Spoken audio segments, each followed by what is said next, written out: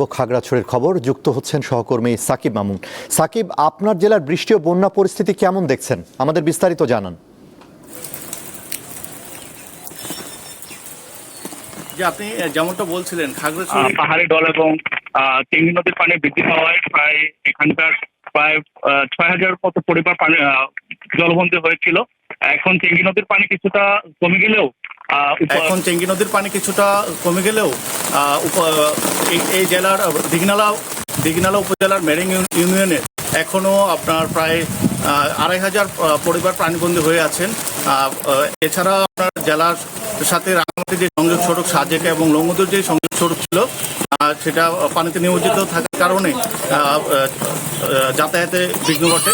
এখন কিছুটা পানি কমে যাওয়ায় এখন জনজীবন স্বস্তি ফিরছে। আজ সকাল থেকে খাগড়াছড়িতে বৃষ্টিপাতের পরিমাণ কিছুটা কমে যাওয়ায় এবং পানি কমে যাওয়ায় জনমন এবং পরিবেশ পরিস্থিতি অনেকটাই স্বাভাবিকতা ফিরছে।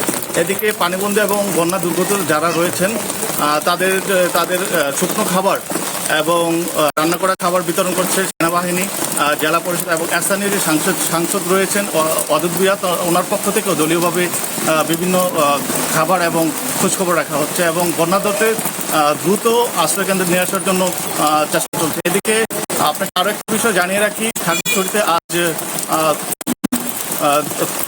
দুর্যোগ ব্যবস্থাপনা ও ত্রাণ মন্ত্রণালয়ের প্রতিমন্ত্রী এম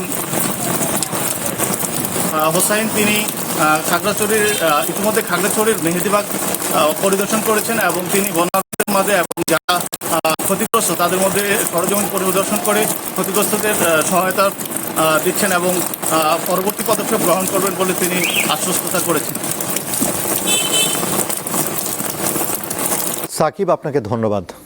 খাগড়াছড়ি থেকে জানাচ্ছিলেন সহকর্মী সাকিব মামুন।